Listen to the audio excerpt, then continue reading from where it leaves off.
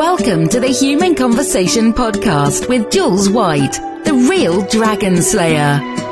Tune in fortnightly for human conversation about business and sales. Enjoy business expert interviews, educational episodes, and virtual cuppers with entrepreneur business owners. And here is your host, Jules White. Hello and welcome to the Human Conversation. And this week is episode 15. So I thought something that would be really, really good to do, and I have no idea how this is going to turn out if I'm really honest with you. I thought it'd be really good this week if my special guest was actually my son. And what's really exciting for me about that is I always talk to you, if you know about my methodology around sales, I always talk to you about making sure that you step into the world of your client. So even if it's not the same as your world, it's about really trying to get into their world and understand what it feels like in their world. And I really started to think about being curious about what Sam's world must be looking like now, because he is now 13 years old and he has just gone back to school and has started year 9. So I want to talk to Sam in this podcast about lots of things and see how this goes, because I think if it goes how I would love it to go, it's going to be a really interesting conversation. So first of all, I want to say hello to my son, Sam. Sam, hi. Hi. And thank you for joining me as my special guest on my podcast. It's a pleasure. And did you ever think that you would actually be one of my special guests? Yeah, I did think one day it would happen. Did you? Yeah, that's kind of typical you, Sam, isn't it? Yeah. So I kind of want to really talk about school, obviously, because you've just gone back. So you are now, how old are you now? 13. When are you 14? January 1st. January 1st. Yeah. New Year baby. How exciting is that? And so you're coming into that age now. This year is, as I understand it, your options year. Yeah, right in the middle of the year. So it's quite tricky this year. Okay. And you say quite tricky. So that's kind of, is that how you're feeling about it? Are you apprehensive? Yeah. Very. Tell us why. Yeah, it's just it's an interesting year because it feels like there's a lot of pressure on when actually everyone's saying there isn't. So it's quite hard what to think, what's actually going on. And then of course right in the middle of the year we have our options, and it's just going to be quite weird, I guess. It's quite surreal, the whole thought of it. Okay, and the school, as I understand it, will give you some help. They're going to have some open evenings, is that right, Sam? Yeah, in February. Okay, where we're going to be able to go, I think, too, as your parents, is that right? Yeah. So we can really start to investigate stuff at those evenings, which is actually quite good, because at least we'll get an idea of what we should be thinking about. But when someone says to you at this age, as you are right now, what is it you want to do for a career? What are your thoughts? Uh-oh, this question again. That's exactly what I think every single time. It's difficult. I'm not sure. There's a number of different things I've always wanted to do, which are, like, I don't know, well, I used to want to be a composer or DJ, and then I wanted to be architect or an engineer. And it's quite, some of them are in the same area, and then some of them are completely different. So all my options are just sprawled out at the moment, and I'm really not sure what on earth I want to do. And if you had to pick one thing right now, just your gut instinct, what thing do you think you would pick to do as a career? I think I'd start my own business. So you actually really want to be an entrepreneur? Yeah. Okay. And is that because I've had a business, your dad's had a business? Do you think we've influenced that? Yeah, definitely. Massively, yeah. Okay. And if you had your own business, then what would you do in your own business? Well, that's the question, you see, because I feel very crafty. I feel like I could sell products that I make. However, at the same time, I feel like I'd want to make a business out of design or architecture or music maybe, because they're my passions, they're what I love. Yeah, and I think, as you know, because I've said to you many times, that I think the work that you go on to do in life should be something you love doing, ideally. And a lot of people don't get to have jobs where they really love what they do. And I think obviously everybody should have that opportunity. So coming back to school then now, which you've just started, you went back Thursday and we're now recording this on the Friday. You've literally had 2 days back, haven't you? Yeah. What are the big changes in year 9 to what was happening in year 8? Well, you know what? This is the weirdest thing you'll ever hear, but it hasn't changed much at all.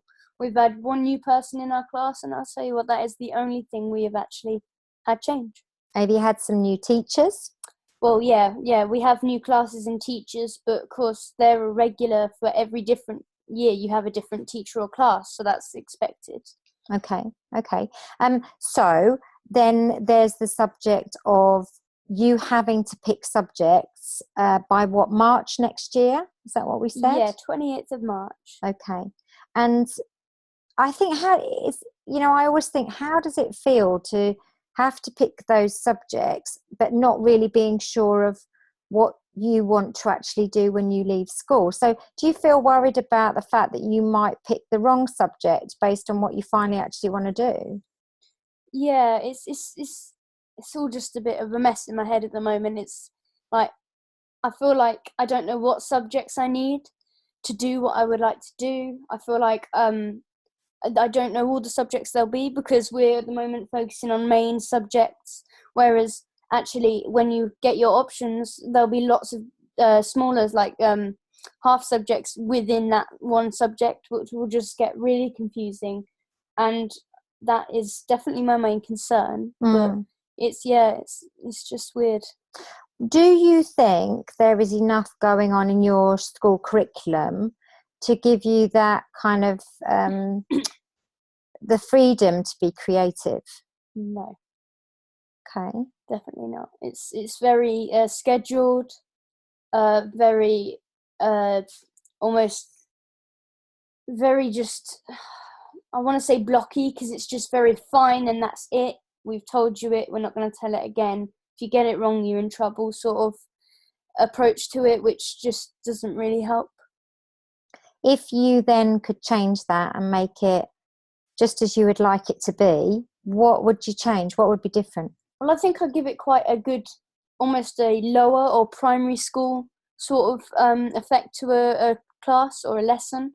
So, of course, when I was in year 4, we were learning about how people would survive in the Antarctic, how Scott Falcon, I believe his name was, survived in the Antarctic, and we made dens under tables, and we decorated the covers and sheets, and we did our own dens, and then they blew a fan on the den, and they did some confetti, and it was so fun, and yet it still managed to bring out so much creativity in our mind, and we learnt a lot about structures and building and how things stand in that one fun lesson that wouldn't normally be considered by a school curriculum as learning. Yeah, so it's about having that fun element as well, which then you believe helps you to learn. Yeah, massively. Even at this age, as you've got older, you still think there should be actually more fun in the learning, yeah? Well, yeah, I mean, at this age now, our minds are just starting to just realise and switch on what on earth is going on around us. You know, we're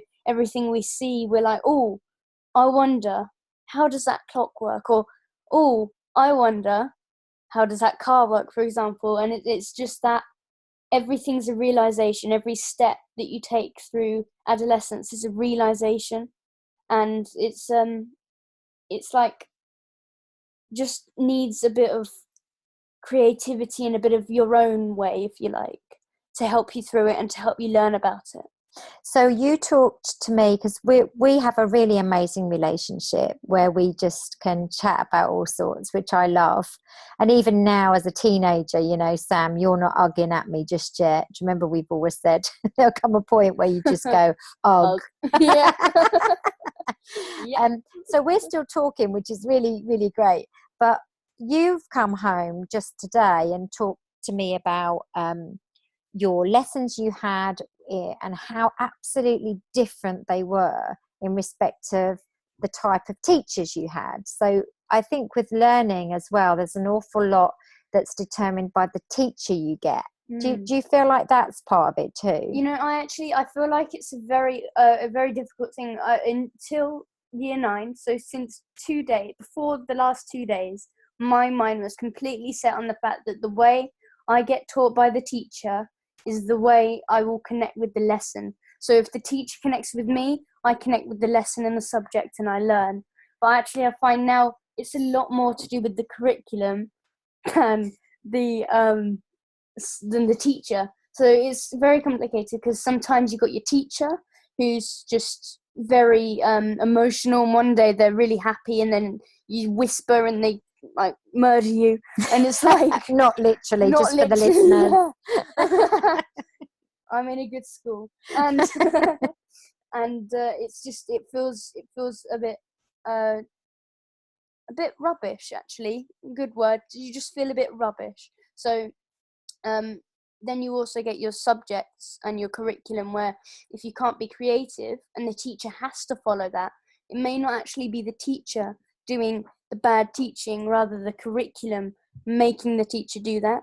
Even so, for example, my French, you've got a teacher who she at the end of the lesson, we do a little competition. We split the room in half and you speak a French sentence that she said in English. You have to translate it into French. If you get it right, you get slam dunk in a little basketball hoop inside a classroom. How cool. Yeah, it's just amazing. And did you find that because of that element of being able to have that bit of fun, it's almost like an incentive, I guess, isn't it? Yeah. And just a different way of learning. Do you find you learn better? Absolutely, because that incentive carries on. She says, right, next lesson we're going to do the same thing.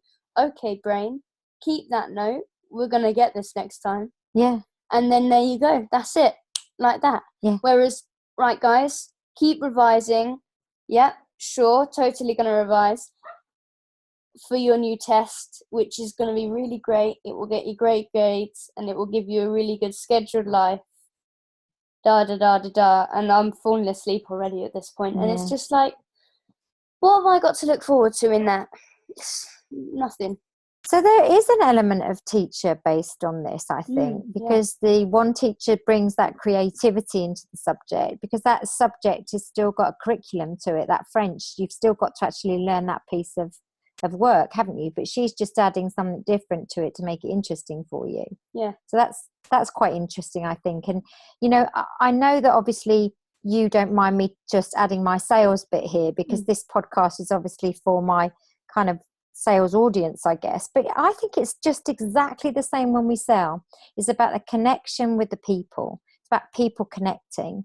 And I think the same is with teachers and children. I really, truly believe that. Mm-hmm. I know from just the time you've been in school that you've had teachers and you've had subjects you've done so well in, because you have absolutely connected with the teacher. Yeah. So I think that's been really, really important. Yeah. So there's elements of that to kind of your journey now in year 9, where, you know, for me as a parent, I'm thinking there's core subjects that are really important subjects. Yeah. Because of how our education system works and our curriculums work. Things like your maths, things like English, you know, you've really got to excel at those mandatory subjects. If you don't have a great maths teacher, for instance, that worries me as a parent that you may not do quite so well in it, because I know how you need to connect with a teacher. Exactly. And you know what, another thing, I find that the teachers, if they are, you know, for example, I won't name any names, but I have my one of my teachers, and he was doing the register, and he said, da da da da da da, Sam, and I went, hello sir, like this, completely polite, nothing wrong, and I'm sure everyone will agree it's just a normal polite way of saying hello, and he gave me a look. And he told me to do it again, and I had to do it again. And of course, I'm not a naughty child. I'm not the sort of person who will do silly things, and I never thought that would be. Hence why I did it. And I've done it many times to my maths teacher of years 7 and 8, and she was just loving it. She loves the interaction and the connective sort of bond that she has with her pupils. Whereas my other teachers, he's just like, yep, you're here to learn. not to love, basically. Yeah. And so it's almost like you maybe don't have such a voice with him. It felt a bit like that was perhaps the message he was giving you. It's just actually it's about respect. Speak to me when you're spoken to, but in the right way, kind of thing. Yeah. So, and it's just interesting how he's got like a some teachers have a way about them where it's like, okay, no questions asked, I'm in charge, done. And then that leaves the pupil feeling like, oh, hold on a minute, that's not right. I'm normally in charge of myself. So why have I suddenly feel like I've been taken over by some stranger who's trying to teach me something and failing at it quite miserably? And that gives you a rebellious effect, and that's why kids are naughty these days in schools. If you had a good teacher, we have a nice teacher, those naughty kids normally shut up and do their work because they like the teacher. And you have a horrible teacher and you wouldn't wonder what they do. They play up. And that's it. So just to kind of round up our conversation, we've obviously talked about options. We know that it's a really young age to have to start thinking about what you do when you leave school, but at some point we'll have some parents' evenings and evenings together at school where we'll get some guidance on that. And in March next year we'll have to pick your options. So that's going to happen no matter what, so we'll do the best we can with that. Also, you talked about that relationship with teachers, which I love we've talked about that because I think it's so important, because I liken it so much to sales. It's just about relationships and connection. But the other thing that you've talked to me about recently is the Finland schools. Yes. And I'm really interested in just touching on that, because they just teach in a very different way, you're telling me, because you were telling me all about that, Sam. Well, it's very interesting because I have a friend who's Dutch, and of course the Netherlands and Scandinavia, they're all very alike in the way they do things. So in Scandinavia and the Netherlands, they have schools that work a bit differently. But there is one country, which is, of course, Finland, which works very differently, pretty much to most of the world, but probably the rest of the world. And they have, their curriculum is, we have one big open space, we'll put mixed age groups, we'll only do one exam right at the end of their school time ever, maybe small tests here and there, but that's it. We'll not do homework, so they can relax after a hard day's work and they can go home and they have something to look forward to. Incentive, motivation. And they can do whatever they want. We'll give them a subject, you do a project, you do a course, you do anything, just get on with it, go. You, not us telling you what to do. You do this worksheet, you do this, you do that. Please be quiet, please sit down. Stand up, sit down, shout, do anything you want to do. Do a drama, do a drawing, anything. And you know what? You get some of the highest scores in the world from that country because of the way they teach. And they're giving you this huge freedom. Now, the argument could be from some adults who maybe even are listening to this, they would say, well, okay, yeah, but what part of that helps a child to understand respect for others, for instance? So where does that come in that, do you think, Sam? Where do they learn those kind of life skills, do you think? I've got a brilliant answer to this. They learn it by themselves. We have so much control over people. If someone said to me, sit down, Sam, I'd be like, in my head, I'd be like, why can't I stand up? What is so bad about standing up right now? Why can't I make that mistake myself? If the ceiling is collapsing in, they tell me to sit down, and I don't, and then it bops me on the head. I've made the mistake of not sitting down, and I've learned it myself. So my point is, if they say, for example, there's two people who have had an argument, and then one goes to a teacher and they're like, it's very nice of you to resolve it, and then they resolve it, possibly in the wrong way by saying, right, separate each other. Maybe don't do that. Maybe they should just leave them, because adults don't go crying to other adults and say, we've had an argument, and I'm telling you, adult arguments can get a lot worse than child ones. So, it's just things like that, and silly mistakes, like in tests and stuff. We learn from that, but it's funny, actually, that I seem to make at least one silly mistake every time. And I wonder, it's because my teacher tells me I've made that mistake. If I see that myself, and I know what I've done myself, and I've done it myself, not only have I done something more for me instead of someone doing it for me, I'm more independent. And also, I've then spotted something that I've done wrong and I know how to correct it without being told how to correct it, what I've done wrong, you know. And normally these days you just get told what you've done wrong and you don't get told how to correct it. Which is a shame, really, because I think that is part of life. Is often we focus on the negatives rather than the positives. That happens a lot, doesn't it? And I'm hoping that we are actually getting a bit better at that now as we grow and we read and we learn more.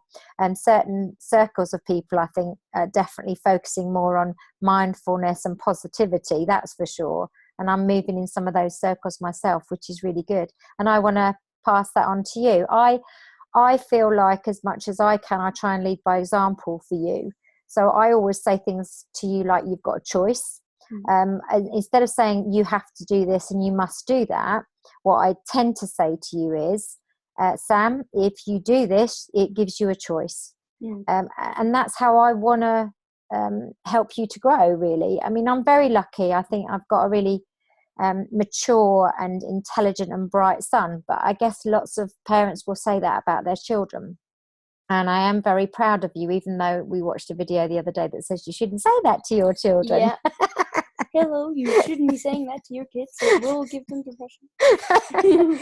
But the fact is, I am. And I think that it's really wonderful to have done a podcast with you, for you to open up and chat to me like I know we do anyway. It's just so cool that I've recorded it and now the world can hear what our relationship is like, which is amazing. Yeah.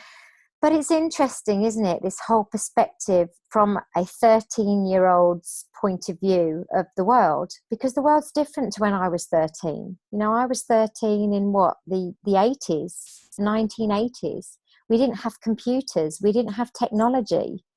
My curriculum was probably okay and on point. Is it still okay and on point now with all of the advancements that we've got? Are we teaching our children the right way and the right things? And I absolutely ask the question every time as to whether we should be helping our children to be more entrepreneurial in their curriculum and teach them more about business and the world, and for them to be able to leave school, not just to go to uni and get a degree, but actually to go out and start their own business. How about that? Well, yeah, sounds amazing. And you know what?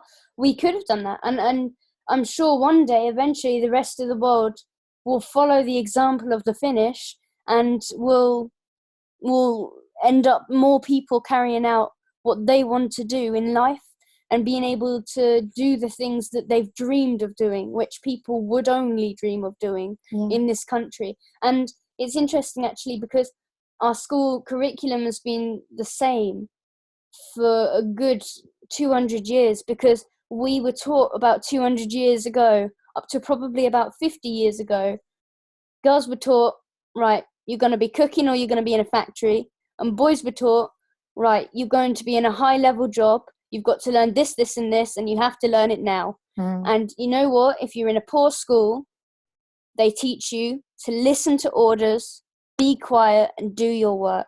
And it's interesting that sounds exactly like the rules in a school today.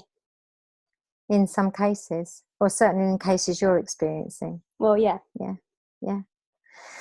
Really interesting stuff, Sam. I know, certainly touching on what you just said, we watched a programme last night, didn't we, that was just highlighting it was going back to the 1960s and showing women working in the sewing factories, wasn't it? And how the men sort of related to the women, what sort of things women were told to do, how they were paid. You know, and we have moved from that, which is great, but we still have more movement, I think, and we still have more to do for children in schools, for sure. But look, what a great conversation, a human conversation with my absolutely gorgeous son. So thank you, Sam, for joining me as my special guest this evening. That's okay.